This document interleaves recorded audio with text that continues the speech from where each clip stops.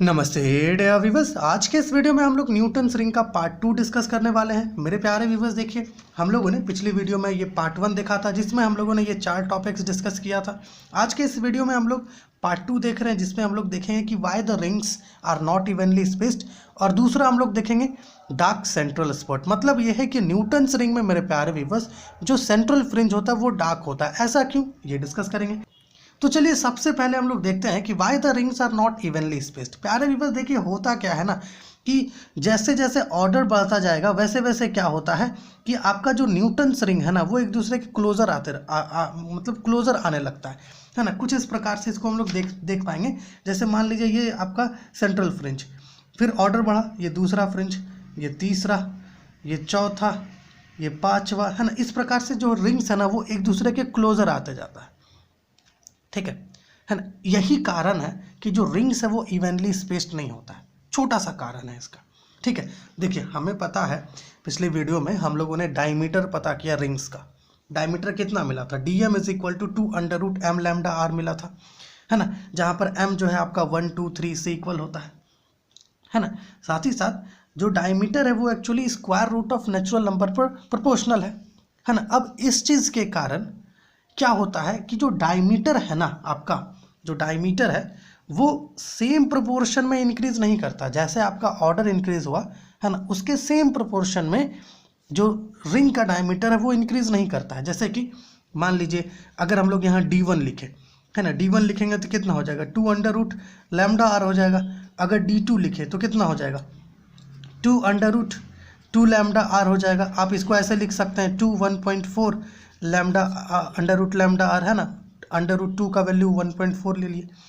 d3 आप लिख सकते हो 2√3λr, मतलब है कि आप इसको ऐसे लिख सकते हो 1.7 वैल्यू आ जाएगा, हाँ ठीक है, √λr का, ठीक है। उसी प्रकार आप चाहो तो d4 का भी एक बार वैल्यू लिख लेते हैं। 2√4 है तो यहाँ 4 आ जाएगा, λr is equal to 2λr, √λr आ रहा है, ठीक है। अब इसको थोड़ा सा आप कंपेयर करो, 1.4 1.7 2, है ना। ये एक्चुअली में सेम प्रोपोर्शन में नहीं है। जैसे आपका 1 से 2 हुआ, है ना, तो उसी प्रोपोर्शन में जो है यहाँ पर इंक्रीमेंट होना चाहिए था डायमीटर में, लेकिन ऐसा नहीं हो रहा है ना।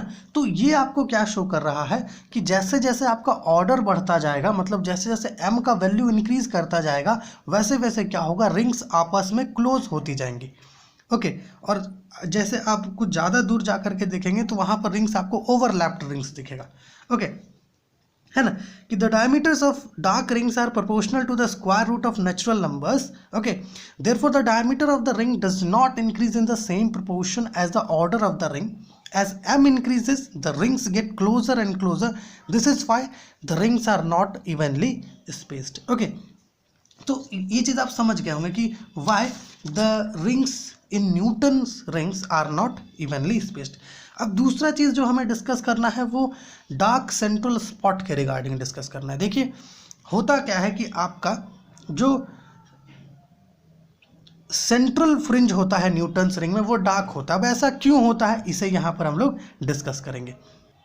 अब इस चीज़ के लिए हमें क्या करना होगा, हमें थोड़ा सा यहाँ पर एक छोटा सा सिनेरियो डिस्कस करना होगा। मेरे प्यारे व्यूअर्स, देखिए हमें पता है कि हमारे पास क्या होता है, एक प्लानो कन्वेक्स लेंस होता है, और ये प्लानो कन्वेक्स लेंस जो है एक ग्लास प्लेट पर रखा हुआ होता है, हमें पता है ये चीज़, ठीक है। और आपको पता है कि जो लाइट है ना आती है वो कुछ इस प्रकार से इस पर फॉल करती है। यहाँ पर जो है इस पॉइंट पर डिवीजन ऑफ एम्पलीट्यूड होता है। एक लाइट रे यहीं से रिफ्लेक्ट कर जाती है, एक यहाँ से ट्रांसमिट करके इस पर आती है, फिर इस ग्लास प्लेट से एक लाइट रे इस प्रकार से ट्रांसमिट हो जाती है और यहाँ से रिफ्लेक्ट भी होती है ना। तो मान लेते हैं ये रे 1 है, ये रे 2 और ये रे 3, ठीक है ना। तो रे 2 और रे 3 जो ये जो रिफ्लेक्टेड रेज है ये आगे जाकर इंटरफेयर करेगी तो हमें इंटरफेरेंस पैटर्न मिलेगा, है ना।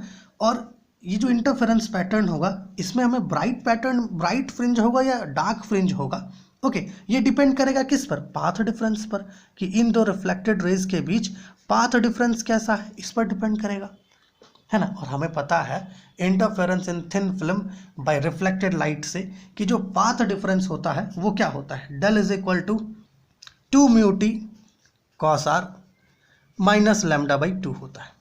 और आप एक और चीज़ जानते हैं कि न्यूटन्स रिंग के केस में जो लाइट है ना वो नॉर्मली इंसिडेंस करती है ना, लाइट का नॉर्मल इंसिडेंस होता है, और नॉर्मल इंसिडेंस के लिए आर का वैल्यू 0 होता है, तो कॉस आर का वैल्यू क्या होगा 1। और चूंकि यहाँ पर जो फिल्म है हमारा है ना वो एयर है, तो एयर का रिफ्रैक्टिव इंडेक्स 1। अब इन दो वैल्यूज़ को इसमें पुट कर दें तो डेल का वैल्यू क्या मिलेगा 2 mu T cos R minus lambda by 2 put कर दीजिए, 2t माइनस लैम्डा बाई 2 मिलेगा आपको, है ना। ये चीज़ आप समझ रहे होंगे। अब चलिए हम लोग मेन जो हमारा मुद्दा है उस पर आते हैं, सेंट्रल रिंग के लिए। ठीक है, उसके लिए फिर से एक बार फिगर कंसिडर कर लेते हैं। ठीक है, ये आपका ग्लास प्लेट, ओके, ये आपका प्लानो कन्वेक्स लेंस, इस प्रकार से। बात किसकी करनी है, इसकी, क्योंकि रिंग यहाँ पर फॉर्म होगा, सेंट्रल रिंग। अब ये जो जगह है मेरे प्यारे व्यूअर्स, मान लेते हैं इसको ओ ले लेते हैं इस पॉइंट को। चलिए, ये जो पॉइंट ऑफ कांटेक्ट है, इस जगह पर जो एयर फिल्म का थिकनेस होता है ना वो नेग्लिजिबली स्मॉल होता है। इतना स्मॉल होता है इसका थिकनेस कि हम लोग इसको 0 से इक्विवेलेंट ले सकते हैं। अब टी का वैल्यू इस पाथ डिफरेंस में अगर आप पुट करो तो डेल का वैल्यू जो है आपको लैम्डा बाई 2 से इक्विवेलेंट मिलेगा। नेगेटिव को यहाँ पर नेग्लेक्ट करेंगे। ठीक है, तो डेल का वैल्यू क्या मिलेगा लैम्डा बाई 2। मतलब ये है मेरे प्यारे व्यूअर्स, आपको पता है एक लाइट रे जो है प्लेनो कन्वेक्स लेंस के सरफेस से ही रिफ्लेक्ट कर जाती है, और एक लाइट रे जो है ना थिन फिल्म में ट्रांसमिट करके फिर से ग्लास प्लेट से रिफ्लेक्ट करती है, आपको पता है। उसी प्रकार यहाँ पर भी होगा। ठीक है, एक लाइट रे इसके सरफेस पर ही रिफ्लेक्ट कर जाएगी, और एक जो लोअर सरफेस से रिफ्लेक्ट करेगी, है ना, उसका, ठीक है, लोअर सरफेस से जो रिफ्लेक्ट करेगी उसका, ठीक है ना, उसका फेज में जो चेंज आएगा वो पाई का आएगा। देखिए, एक लाइट रे अपर सरफेस से रिफ्लेक्ट कर जा रही है, इसके फेज में किसी प्रकार का कोई बदलाव नहीं आएगा। लेकिन एक रे है ना जो नीचे से, जहाँ पर एयर फिल्म का थिकनेस है ना इक्विवेलेंट हम लोग 0 से लिए हैं, वहां पर से उसका जो रिफ्लेक्शन होगा उसके फेज में जो है मेरे प्यारे व्यूअर्स पाई का चेंज आएगा, है ना। तो हम लोग ये कह सकते हैं कि यहाँ से जो दो रिफ्लेक्टेड रेज हमें मिलेंगी, है ना, ये दो रिफ्लेक्टेड रेज के बीच फेज डिफरेंस आएगा पाई का, है ना, पाई का फेज डिफरेंस आएगा, है ना, पाई का फेज डिफरेंस, क्योंकि पाथ डिफरेंस जो है वो लैम्डा बाई 2 है, और पाथ डिफरेंस लैम्डा बाई 2 कब होता है जब फेज डिफरेंस पाई का होगा। अब पाई का फेज डिफरेंस होने का मतलब ये है कि यहाँ से जो रेज निकलेंगी दोनों रिफ्लेक्टेड रेज वो आउट ऑफ फेज होंगी, है ना, आउट ऑफ फेज होंगी। समझ पा रहे हैं ना, ये दोनों रेज जो है आउट ऑफ फेज होगी। अब ये दोनों reflected raise out of phase होगी, मतलब है ना जो इंटरफेयरिंग वेव्स है सेंटर पर वो अपोजिट फेज में होगा, तो वो क्या करेगा, अपोजिट फेज में तो वो डार्क स्पॉट ही तो प्रोड्यूस करेगा। अगर दोनों अपोजिट फेज में है तो वो डार्क स्पॉट ही प्रोड्यूस करेगा। सेम फेज में रहता तो ब्राइट स्पॉट मिल जाता, लेकिन अपोजिट फेज में है तो यहाँ पर डार्क स्पॉट ही तो मिलेगा। ओके, तो इसका जो है आंसर हम लोग यहाँ पर बिल्कुल डिटेल में लिखे हुए हैं, यहाँ पर देखिएगा।